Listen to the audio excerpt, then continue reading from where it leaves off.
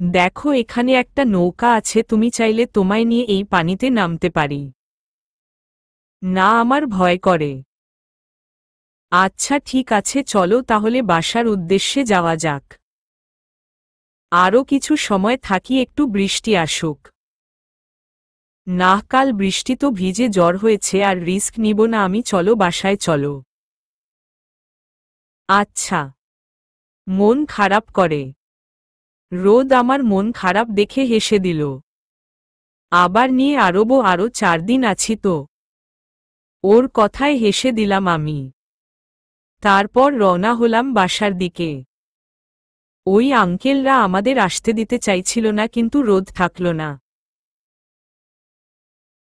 বাসায় এসে দেখি কাপড়ে কাদা লেগেছে। তাই কাপড় পাল্টে ফ্রেশ হয়ে নিলাম। এখানের পথে ঘাটে বেশ বড় বড় ফুল গাছ, সব অসম্ভব সুন্দর। কৃষ্ণচূড়া বউ সজেছ। আমার এই ফুলটা ভীষণ পছন্দ। একবার রোদের কাছে বায়ন করেছিলাম। রোদ আমাকে পুরো একটা গাছ এনে দিয়েছিল। ভয় পাবেন না, বড় না, মিনি সাইজের গাছ। ওটা এখনো আমার বেকনিতে আছে। আমার পছন্দ জন্য রোদের বাসা মানে এখন আমারও বাসা, সেখানের বাগানে লাল কমলা রঙের বড় বড় কৃষ্ণচূড়া গাছ আছে। প্রতিবার ফুলের সময় আমি বাগানে মনে হয় সারাটা দিন কাটিয়ে দেয়। ওয়াশরুম থেকে বেরিয়ে এসে আমি অবাকের চরম সীমায় পৌঁছে গেলাম। রোদ হাতে একটা বড় ডাল কৃষ্ণচূড়া ফুল নিয়ে হাজির। নেও তোমার জন্য। কি করে আনলেন? আছে কিছু গ্রামের ছেলে মেয়ে, ওরা পেরে দিল। ধন্যবাদ। পছন্দ হয়েছে? অনেক পছন্দ হয়েছে। রোদ ওয়াশরুমে চলে গেল। আমি ফুলগুলোকে একটা জায়গায় রেখে বসলাম। বিছনায় মাথা দিতেই মাথায় কেমন অসহ্য ব্যথা শুরু করল। 2 হাত দিয়ে চেপে ধরলাম। এমন তো আগে কখনো হয়নি, হুট করে মাথা ব্যথা কেন হচ্ছে এত তীব্র আকারে। পাশে থাকা পানি খেয়ে নিলাম। উফ, সহ্য হচ্ছে না, ভীষণ যন্ত্রণা হচ্ছে। তখনই রোদ বের হলো ওয়াশরুম থেকে। ছোঁয়াকে মাথা চেপে ধরতে দেখে ছোঁয়ার কাছে এগিয়ে যায় রোদ। কি হয়েছ ছোঁয়া? কোনো সমস্যা? আমার না, ভীষণ মাথা ব্যথা হচ্ছে রোদ, সহ্য হচ্ছে না। ছোঁয়ার এমন কণ্ঠ শুনে রোদ বিচলিত হয়ে পড়ল। তুমি বালিশে মাথা দেও। রোদ ছোঁয়ার মাথাটা বালিশে উঠিয়ে দেয়। আর আলতো হাতে ছোঁয়ার মাথা টিপে দিতে থাকে। রোদের মাথা এভাবে টিপে দেওয়ার কারণে ছোঁয়ার বেশ আরাম লাগছে। ছোঁয়া চোখ বন্ধ করে রোদের কোমর পেঁচিয়ে ধরে ঘুমের দেশ পাড়ি দেয়। ছোঁয়া যখন গভীর ঘুমে, তখন রোদ ছোঁয়ার হাত ছাড়িয়ে ওকে জড়িয়ে ছোঁয়ার পাশে শুয়ে পড়ে। রাত 8টা। ঢাকা শহরে। রুমের মধ্যে অগোছালোভাবে বসে আছে বর্ষণ। একটা মেয়ে বর্ষণের দিকে এগিয়ে এসে ওর অগোছালো চুলগুলো গুছিয়ে দিতে লাগল। বর্ষা প্লিজ, এখন এগুলো ভালো লাগছে না। বর্ষণ। কেন বর্ষণ, কি হয়েছে? আমি কি কোনো ভুল করেছি? বর্ষা। তুমি কেন ভুল করবে? আমার ভালো লাগছে নাকি জানি। ছোঁয়া কেমন আছে? ছোঁয়ার কথা ভেবে ভেবে অসুস্থ হয়ে পড়ছ। কি অবস্থা করেছ শরীরের? সারা দিন এভাবে অগোছালো জীবন যাপন করো, এগুলা করলে কি ছোঁয়া ভালো হয়ে যাবে? ছোঁয়া আমার একমাত্র বোন বর্ষা। ওর হাতটা যখন ধরেছিলাম তখন আমি প্রথম মায়ের স্পর্শের কথা মনে করেছিলাম। ও ঠিক আমাদের মায়ের মতো, জানো বর্ষা। ও যে আমার ছোট্ট একটা বোন তা বুঝিনি কখনো, সবসময় বড়দের মতো শাসন করত। আমি ওকে ছাড়া থাকতে পারছি না।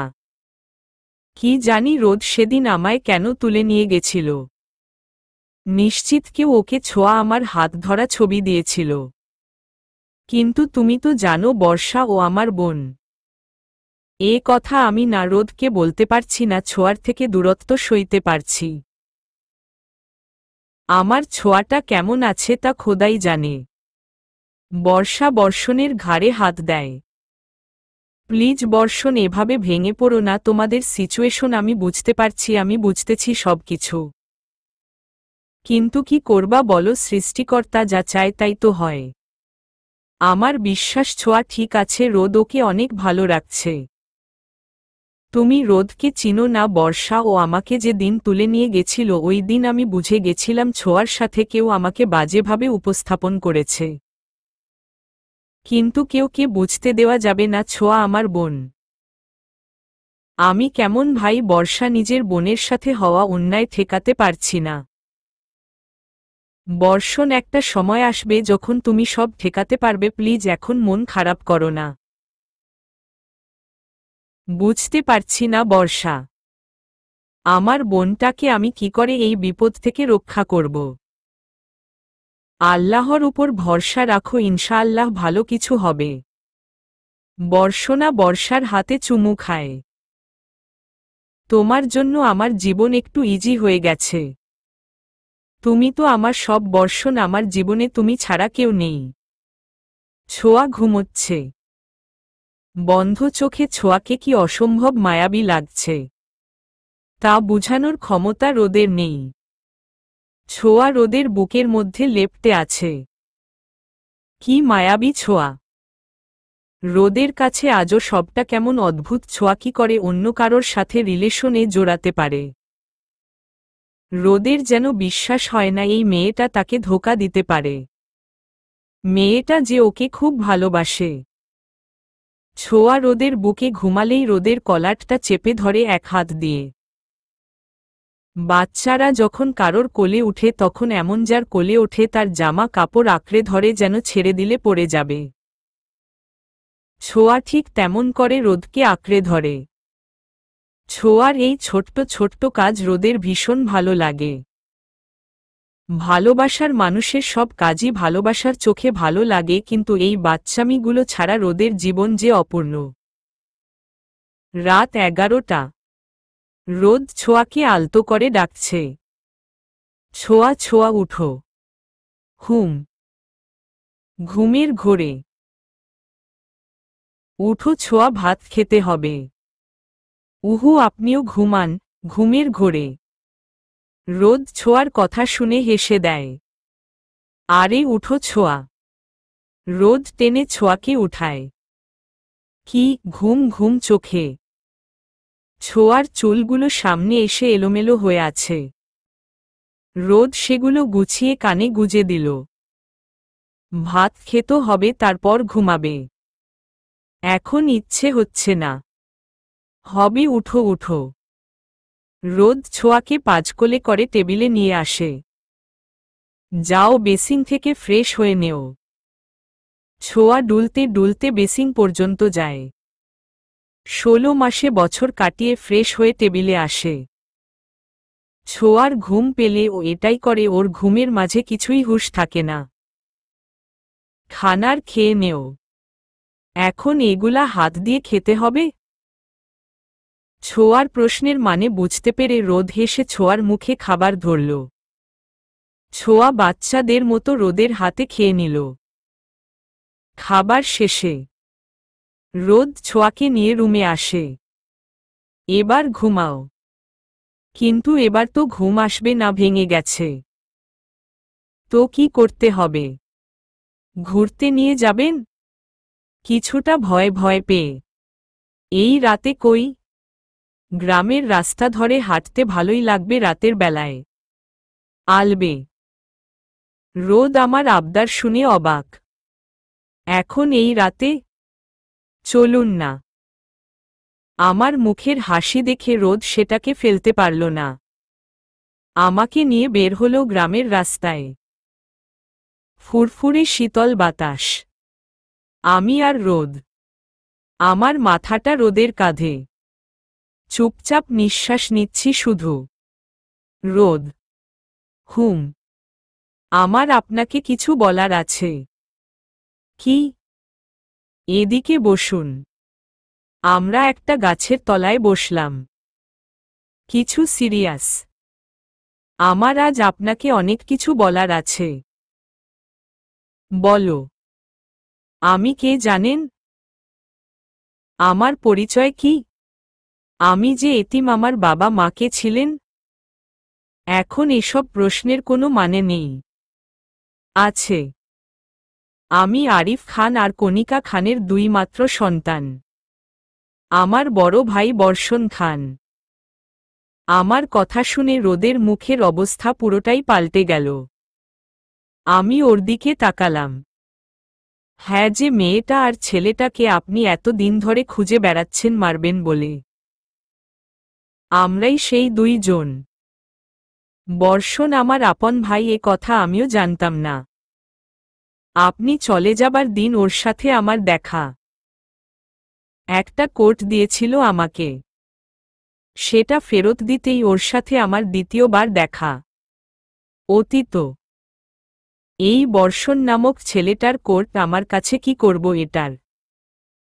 তাকে তো দিতে হবে, কিন্তু খোঁজ কি করে পাব? সব ভাবতে ভাবতে হুট করে ফোনটা বেজে ওঠে। অচেনা নাম্বার থেকে এই সময় কে ফোন করল? ছোঁয়া ভাবতে ভাবতে ফোন তুলে, আসসালামু আলাইকুম। আলাইকুম মোসলাম। আমি বর্ষণ বলছি। বর্ষণ, আচ্ছা, আপনার কোটটার জন্য ধন্যবাদ, আপনাকে ওটা ফেরত দিব কি করে? কাল দেখা করুন। কোথায়? ক্যাফেতে। আচ্ছা। ছোঁয়া ফোনটা রেখে দেয়। পরের দিন সকালে ছোঁয়া সময় মতো ক্যাফেতে পৌঁছে যায়। টানা 3 দিনের বৃষ্টি শেষে সবে রোদ বের হল। চারিদিকে পানির উপর আলোতে চিকচিক করছে পরিবেশ। বর্ষণ পেছনে থেকে ছোঁয়াকে ডাক দেয়। ছোঁয়া পেছনে তাকিয়ে ছোট্ট একটা হাসি দেয়। বর্ষণ ছোঁয়ার সামনে আসতে ছোঁয়ার ব্যাগে থাকা কোটটা বর্ষণকে দেয় আর বর্ষণ সেটা গ্রহণ করে। এভাবে তাদের সম্পর্কের শুরু হয়। বর্ষণ ছোঁয়াকে বরাবর ছোট বোনের মতো দেখত, ছোঁয়া বর্ষণকে ভাইয়ের মতো। রোদের অপূর্ণতাকে বর্ষণ বুঝতে দেয়নি, সবসময় ভাইয়ের মতো আগলে রেখেছে। 5 মাস পর ছোঁয়া বসে আছে কলেজের বাইরে একটা ছাউনির তলায়। দূর থেকে দেখা যায় বর্ষণ দৌড়ে আসছে। ছোঁয়া বর্ষণকে এভাবে দৌড়াতে দেখে ভয় পেয়ে যায়। কিছু হলো না তো? ছোঁয়া উঠে দাঁড়ায়। বর্ষণ ছোঁয়ার দিকে এগিয়ে ছোঁয়াকে হুট করে জড়িয়ে ধরে। ছোঁয়া হুট করে এ বিষয়টাকে সহ্য করতে পারে না, বর্ষণকে জোরে ধাক্কা দেয়। বর্ষণ ছিটে আবার ছোঁয়ার দিকে তাকায়। ছোঁয়া। বর্ষণের চোখের কেনে পানি চিকচিক করে। কি সমস্যা? তুই জানিস তুই কে? মানে কি? তুই আমার বোন, আমার একমাত্র বোন। কি বলছেন ভাইয়া, এগুলা কিছুই বুঝতে পারছি না আমি। তুই আমার বোন। আমরা দুজন ভাই বোন, তুই একদম এতিম নস, তোর আমি আছি। বাবা আরিফ খান আর মা কণিকা খান। ছোঁয়া বর্ষণের মুখে বাবা মায়ের নাম শুনে আকাশ থেকে পড়ল। কি? হ্যাঁ, এই দেখ পিচ্চি কলের ছবি, যখন তুই অনেক ছোট আমিও আছি। আমি ছবিটা দেখে পুরোই পাথর হয়ে গেলাম। এমন ছবি আমার কাছেও আছে, ঠিক যেন এর কার্বন কপি। এই ছবিটাকে তো আমি আমার বাবা মা আর ভাই হিসাবে চিনতাম। হ্যাঁ, এটাই আমার কাছেও আছে। আমাদের বাবা মায়ের মৃত্যুর আগে ওরা দুইটা ছবি আমাদের দুজনের সাথে দিয়ে দেয়। ওদের মৃত্যু কি করে? ছোঁয়া, রোদ, তোর ভালোবাসা আমাদের সবথেকে বড় শত্রু। মানে? আমার মা বাবাকে রোদের দাদা হত্যা করেছে। সেই দিন হয়তো আমিও মারা যেতাম, কিন্তু মা বাবা খুব কষ্টে আমাকে বাঁচিয়ে রেখেছে। কি বলছেন ভাইয়া? ঠিকই বলছি। প্রায় 20 বছর আগের কথা, তুই তখন মায়ের কোলে, আমার বয়স 56। আমার বাবা মা ছিলেন সাংবাদিক। তারা রিপোর্ট করতে করতে চৌধুরী বাড়ির একমাত্র জালের সম্পত্তির যে সমস্ত ডকুমেন্টস আছে সবকিছু জব্দ করে। এদিকে রোদের দাদা সেটা জানতে পেরে মা বাবাকে প্রথম বলে সেটা দিয়ে দিতে, কিন্তু সেটা দেয় না তারা। হয়তো এটাই ভুল ছিল। সেগুলা না দেওয়ায় মা বাবাকে নির্মমভাবে মেরে ফেলে। সেদিন বাসায় মা আমাদের নিয়ে পেছনে দরজায় এসেছিল। আমার পকেটে একটা ছবি আর তোর বুকে একটা ছবি দিয়ে তোকে আমার কোলে তুলে দিয়েছিল। আমি তোকে বেশি সময় রাখতে পারিনি। রাস্তায় একটা আন্টি ভেবেছিল হয়তো আমি শিশু চোর, তাই তোকে আমার থেকে কেড়ে নিয়ে গেছিল। তখন থেকে তুই একা, আমি একা। আমি যে পরিবারের সন্তান হিসাবে বড় হয়েছি, আমাকে ওরা খুব ভালোবাসে। আজ এই পর্যন্ত আমি প্রতিষ্ঠিত হয়েছি তাদের এই জন্য। কিন্তু আজ এই সব কথা আমি সূত্র ধরে ধরে জানতে পারলাম। ভাইয়ারে রোদ তাহলে আমাদের কেন ভুল বুঝবে? দোষ তো ওর দাদার। না রে বোন, রোদ তার দাদার কাছে পণ করেছে আমাদের দুজনের একজনকে পেলেও সে অবস্থায় সেই জায়গায় যাতে আমাদের মৃত্যু হয়। কেন? কারণ বাবাকে মেরেছিল ওরা আগে। বাবার মৃত্যুর সময় আমি মা তুই লুকিয়েছিলাম। তখন বাবা বলেছিল, আমাকে মেরে দিয়ে ভাবিস না সব কালো কাজ লুকিয়ে যাবে। আমার দুই সন্তানের কাউকে আল্লাহ বাঁচিয়ে রাখবে এবং তাদের হাত ধরে তোর শাস্তি হবে। তোর সন্তানদের বাঁচতে দিলে তো। কিন্তু যখন রোদের দাদা আমাদেরকে পায় না, তখন বুঝতে পারে সত্যি কিছু হয়েছে। আমরা পালিয়েছি, তখন সে তার ভালোবাসা রোদকে তৈরি করে শুধুমাত্র জেদের কারণে। আমাদের দুজনের একজনকে সামনে পেলে রোদ সেখানে মেরে দিতে বাধ্য, কারণ রোদ ওয়াদাবদ্ধ এবং ও ওর দাদার কসম কেটে শপথ নিয়েছে। এগুলা কি করে জানলে ভাই? দেখ, রোদ গত 15 বছর যাবৎ আমাদের খুঁজতেছে, এগুলা তার প্রমাণ। বর্ষণ কিছু কল রেকর্ড আর ছবি দেখায়। ছোঁয়ার আর বুঝতে বাকি রইল না হচ্ছেটা কি। ভাই এবার কি করব? জানি না বোন, খবরদার তুই রোদকে তোর পরিচয় দিবি না। বর্তমান সেদিন ভাইকে জড়িয়ে হহুত কেঁদেছিলাম। সেই ছবিগুলো তোমার গার্ড তোমাকে দিয়েছে রোদ। রোদ আমার ভাই, আর আমি জানি তোমার সাথে আমাদের মোকাবেলা কখনো সম্ভব না। তাই আমি তোমার সামনে বসেছি, এতদিনের ভালোবাসার এইটুকু দাম দিও, আমার ভাইকে ছেড়ে দেও। আমার কথা শেষ হতে হঠাৎ রোদ আমাকে জোরে একটা চড় দিয়ে দিল। আমি ছিটক রাস্তায় পড়লাম। পিজের কারণে হাত ছুলে গেল। আমি গালে হাত দিয়ে ওর দিকে তাকালাম। মিথ্যা কেন বলছো ছোঁয়া? আমার দাদা জান কখনো এমন করতে পারে না। তোমার মা বাবা খুনি ছিল, আমার মা বাবাকে মেরেছে, যার জন্য আমি খুঁজে বেড়াচ্ছি তোমাদের। আমার মা বাবার খুনের শাস্তি দিব বলে।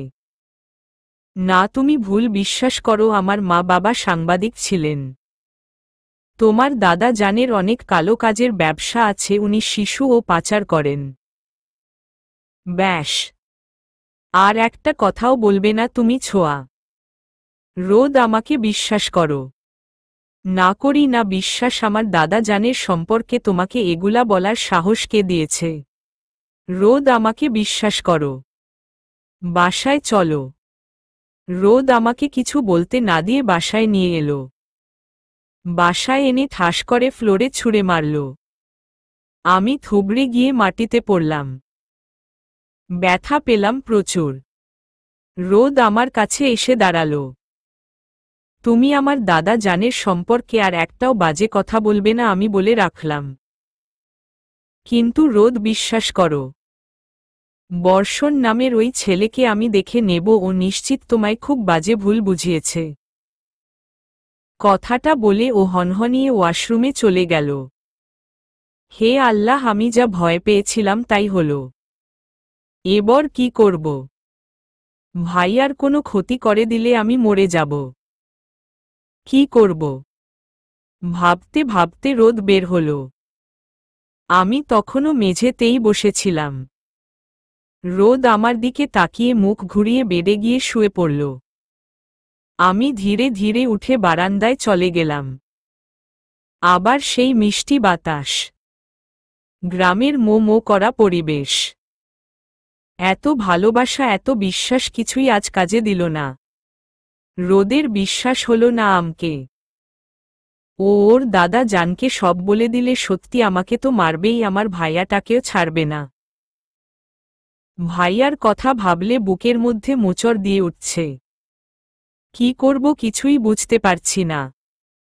ভাইয়াকে কি করে বাঁচাবো? আমি নিরুপায়। ভাইয়ার সাথে একটু কথা বলতে হবে, ওকে জানিয়ে যদি কিছু করা যায়। কিন্তু কি করব? হে আল্লাহ, আমাকে রক্ষা করো। চোখ বন্ধ করতে চোখ দিয়ে ফোঁটায় ফোঁটায় পানি বেয়ে পড়ল। হঠাৎ মনে হলো কেউ আমাকে কোলে তুলেছে। হুট করে পড়ে যাওয়ার ভয় হাতের কাছে যা পেলাম তাই আঁকড়ে ধরলাম। তারপর তাকালাম। রোদ আমাকে তুলেছে। কিন্তু কেন? অবাক হলাম। ও আমাকে তুলে বিছনায় নিয়ে গেল। কি ভাবছিলা ওখানে দাঁড়িয়ে? কি করে পালানো যায়? তা আর হচ্ছে না, তোমায় আমি পালাতে দিব না। সারা জীবনের জন্য বেঁধে রাখব। আমি না রাখলেও আমাদের অনাগত সন্তান বেঁধে রাখবে। তুমি আর যাই করো এই রোদকে ত্যাগ করতে পারবা না। তুমি চাইলেও না। না চাইলে তো ভালোই। তোমায় আজ থেকে সারা দিনের জন্য বাধা করে রাখার ব্যবস্থা করব আজ। আমি ওর দিকে রসগোল্লার চোখ দিয়ে তাকিয়ে আছি। ও কি পাগল হয়েছে? কি বলছে এগুলা? আরে আজব, আমি কি পালাতে চেয়েছি নাকি পালানোর কথা ভাবছি? বাইরে ভারী বর্ষা। বৃষ্টির বেগ বেড়ে চলেছে। শীতল বাতাসের আনাগনা। চারিদিকে থমথমে পরিবেশ। মিষ্টি ঠান্ডায় সবাই ঘুম। সব ঘরের লাইট বন্ধ। প্রচণ্ড গরমের পর যখন বৃষ্টি হয় তখন এতটা আরাম লাগে যে সবাই ঘুমিয়ে যায়। এই থমথমে সুন্দর পরিবেশে রোদ ছোঁয়ার ভালোবাসাকে আজ সত্যি করে পূর্ণতা দিল রোদ।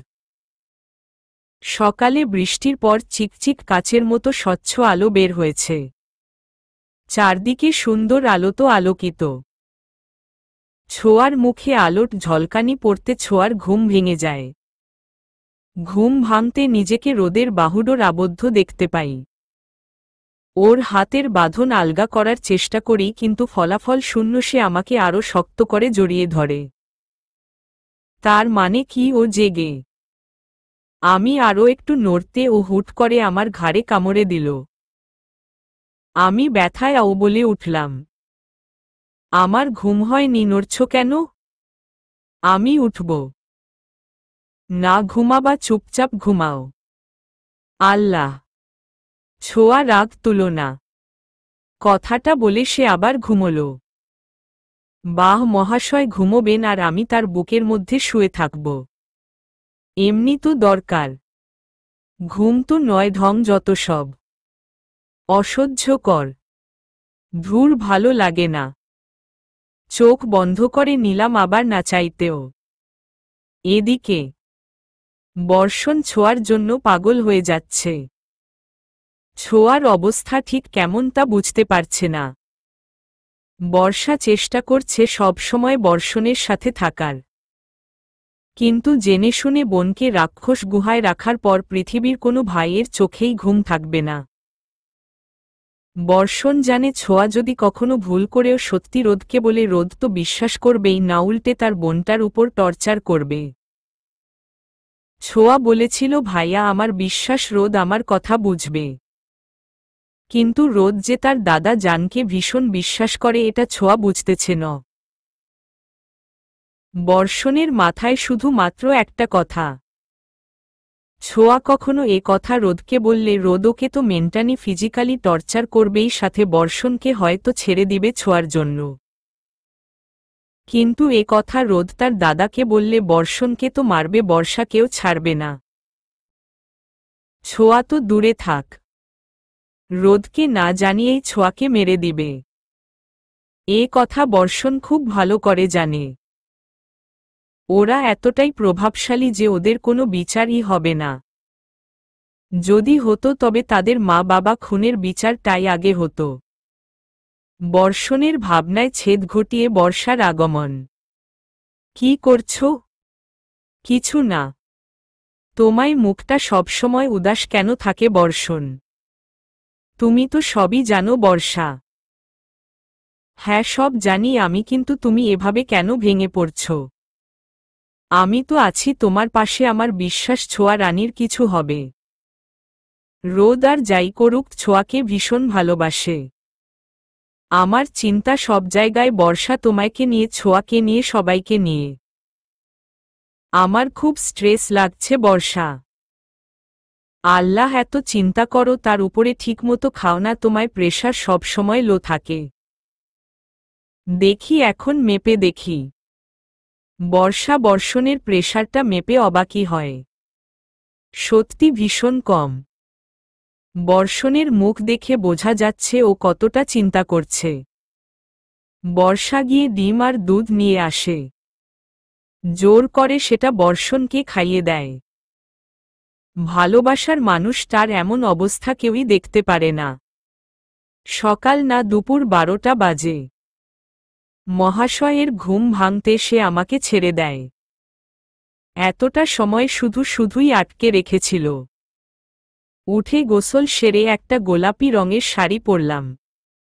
আমি শাড়ি পরে বেরিয়ে এলাম। আয়নার সামনে চুলগুলো আঁচড়াচ্ছি। বেলকনি থেকে ছোঁয়াকে দেখা যাচ্ছে। গোলাপি রঙের শাড়িটা ওর উপর বেশ ফুটেছে। বউ বউ লাগছে। ছোঁয়ার এই সৌন্দর্য আরও বাড়িয়ে দেখ রোদের চোখ। কারণ রোদ ছোঁয়াকে ভালোবাসে। ভালোবাসা চোখ দিয়ে তুমি যাকে দেখবে সেই পৃথিবীর মধ্যে সবথেকে সুন্দর মানুষটি। ছোঁয়া রোদের কাছে রোদের হুড়পড়ি। এই হুড়পড়ি যে এত সুন্দর, এত মায়া তার মুখে, এত মমতা তার বুকে। এটা আসলে শুধু রোদ উপলব্ধি করতে পারে। রোদ তো ছোঁয়াকে দেখতে দেখতে সারা জীবন কাটিয়ে দিতে রাজি। রোদ যখন ছোঁয়াকে দেখে তখন পাশ থেকে কেউ ওর হুঁশ না ফেরালে ওর হুঁশ ফিরে না। ঠিক এতটা ভালোবাসে সে ছোঁয়াকে। চুল আঁচড়াতে আঁচড়াতে মনে পড়ল, এ বাসায় তো কেউ নেই, খাবার রান্না তো আমাকে করতে হবে। দেখো কি পাজি লোকের সাথে আমার বিয়ে হইছে, শুধু এই 12টা পর্যন্ত টেনে বিছনায় রাখার কোনো মানে আছে? হ্যাঁ। চিরুনিটা হাত থেকে রেখে বাইরের দিকে পা বাড়ালাম। ছোঁয়াকে নড়তে দেখে রোদের হুঁশ আসল। ছোঁয়া রুম ঠেলে বেরিয়ে গেল। এদিকে রোদ রুমে এলো। সেও ওয়াশরুমে চলে গেল। সকালের খাবার রান্না করছি। রান্নার কাজ করছি আর ভাবছি রোদ আমাকে সত্যি একটুও বিশ্বাস করল না। ওর কি মনে হলো আমি সবটা ওকে মিথ্যা বললাম? কিন্তু কেন ওর এমন মনে হলো? ও কি তাহলে আমাকে ভালোই বাসে না? ভালোবাসলে ভালোবাসার মানুষকে বিশ্বাস করতে হয়। কিন্তু না, হার ভাবতে পারছি না। আমাকে এখন যে করে হোক ভাইয়ার সাথে কথা বলতে হবে। ভাইয়ার সাথে কথা না বলতে পারলে কিছু হবে না। আমি একটা রান্না চাপিয়ে দিয়ে দৌড়ে এ বাসায় থাকা টেলিফোনের কাছে গেলাম। আমার ফোনটা সেই বিয়ের দিন রাগে রাগে রোদ টুকরো টুকরো করে ছেড়েছিল। পরে আর পরিস্থিতির চাপে সময়ের পরিবর্তনে রোদকে বলা হয়নি। বলবো কি করে, যা হচ্ছে বিগত কিছু দিন। ভাইয়ার নাম্বার ডায়াল করলাম। কিছু সময় রিং হবার পর ভাইয়া ফোন ধরল। হ্যালো। হ্যালো, আসসালামু আলাইকুম ভাইয়া। কে? ছোঁয়া। হ্যাঁ রে ভাইয়া। কেমন আছিস তুই? বোন কই আছিস সোনা আমার? ভাইয়ারে, রোদ আমাকে বিশ্বাস করে নাই। মানে তুই ওকে সব বলেছিস? হ্যাঁ। কেন বলছিস ছোঁয়া? আমি জানতাম ও বিশ্বাস করবে না। ভাইয়া, তুই বর্ষাকে নিয়ে দেশের বাইরে চলে যা প্লিজ। কে দে। আমি তোকে ফেলে কোথাও যাব না, ওরা তোকে মেরে দিবে। ভয় পেয়ে দিলেও কোনো সমস্যা নাই, তোরে আমার কসম লাগি তুই বর্ষাকে নিয়ে চলে যা। কে দে? তুই এটা কি করলি? ছোঁয়া কসম কেন দিলি? হতভাগ হয়ে, হ্যাঁ ভাইয়া তুই চলে যা, রোদের হাতের কাছে তুই পড়লে তোকে মেরে দিবে। আর ওর দাদা জানকে জানালে তো সব শেষ। আমার চিন্তা করিস না, তুই সবসময় ভাববি আমি যেখানে আছি ভালো আছি।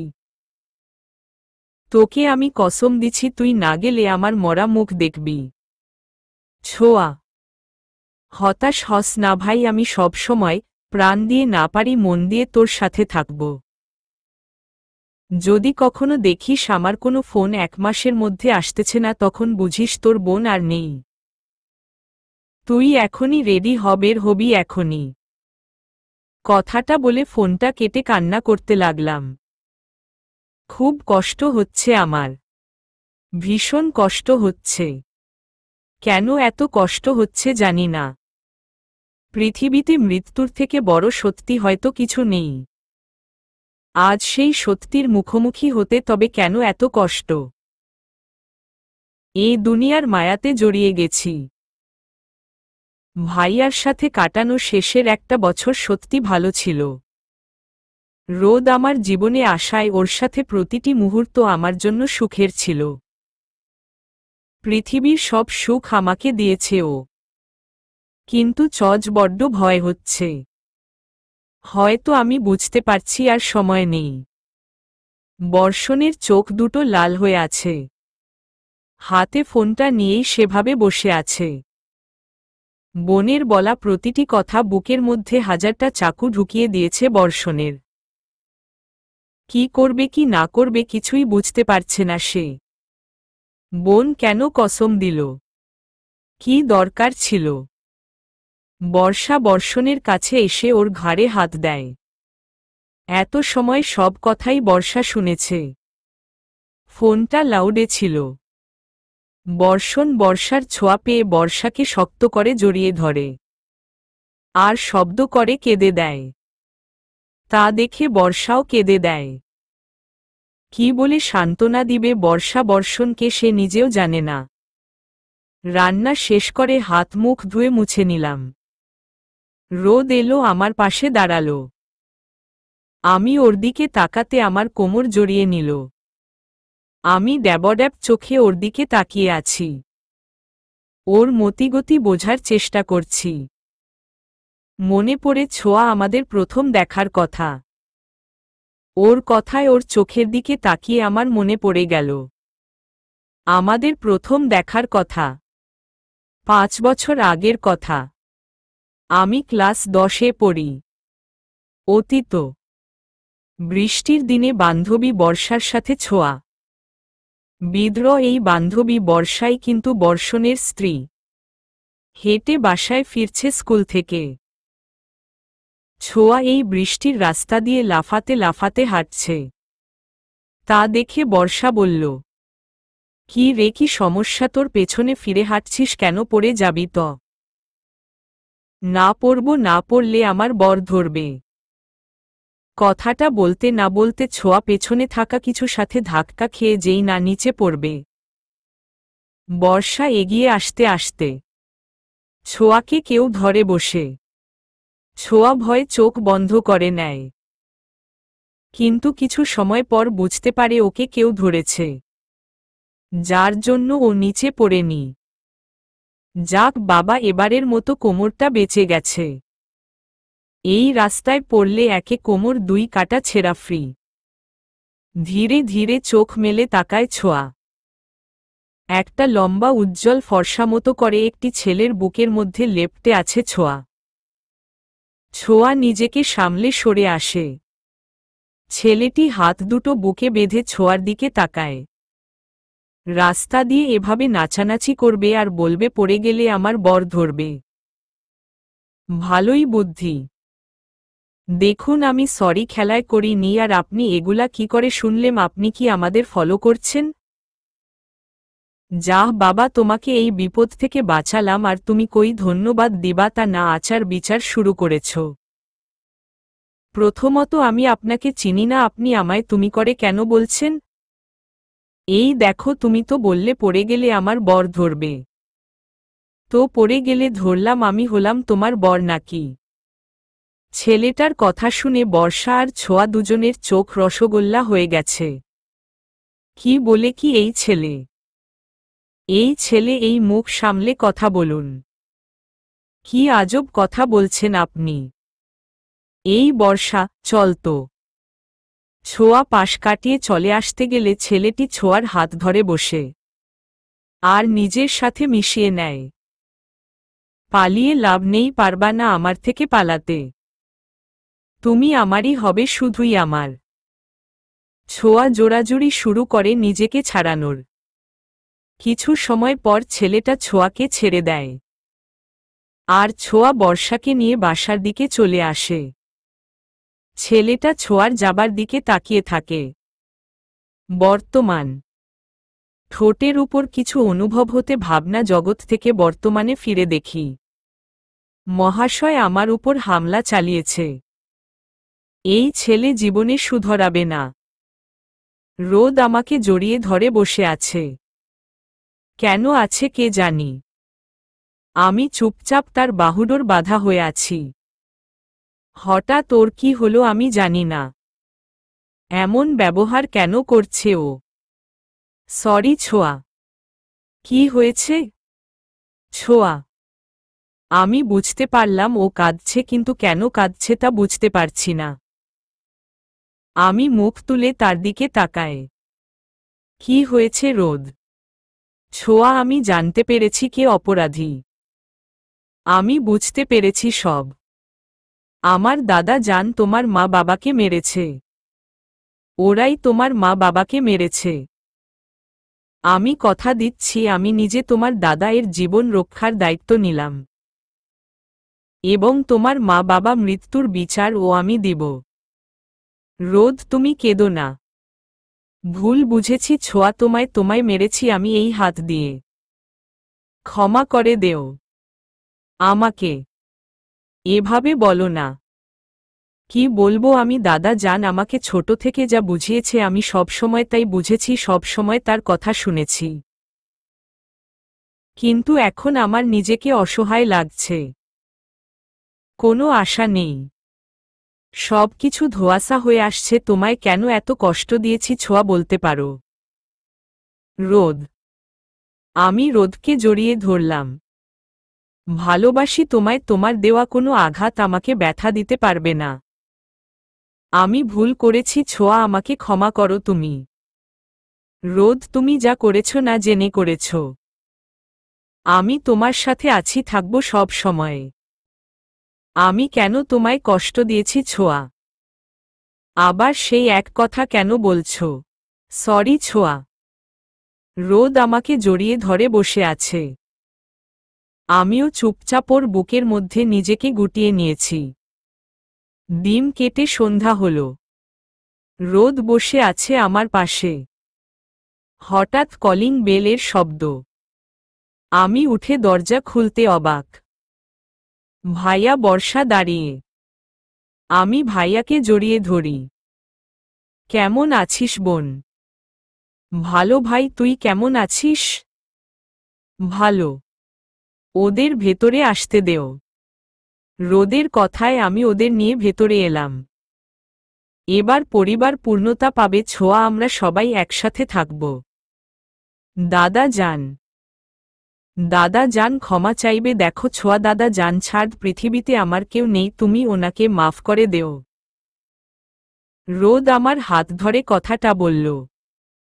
আমি ভাইয়ার দিকপ তাকালাম। তখন দরজা দিয়ে দাদা জানের প্রবেশ। ছোঁয়া, বর্ষণ, আমি আমার কৃতকর্মের জন্য লজ্জিত, যদিও তোমার মা বাবাকে ফেরত দিতে পারব না। দয়া করে আমাকে ক্ষমা করে দেও। হ্যাঁ দিব, সত্যি, আর কেন চাওয়া পাওয়া নেই। ভালে থাকুন, সুস্থ থাকুন, আপনি আমাদের সাথে থাকুন। বর্ষণ ভাইয়ার কথায় ওর দিকে তাকালম। সত্যি আমার ভাইটা উদার মনের। রোদ বর্ষণ ভাইকে জড়িয়ে ধরল। রতে। কাল ফিরে যাব আমরা ছোঁয়া।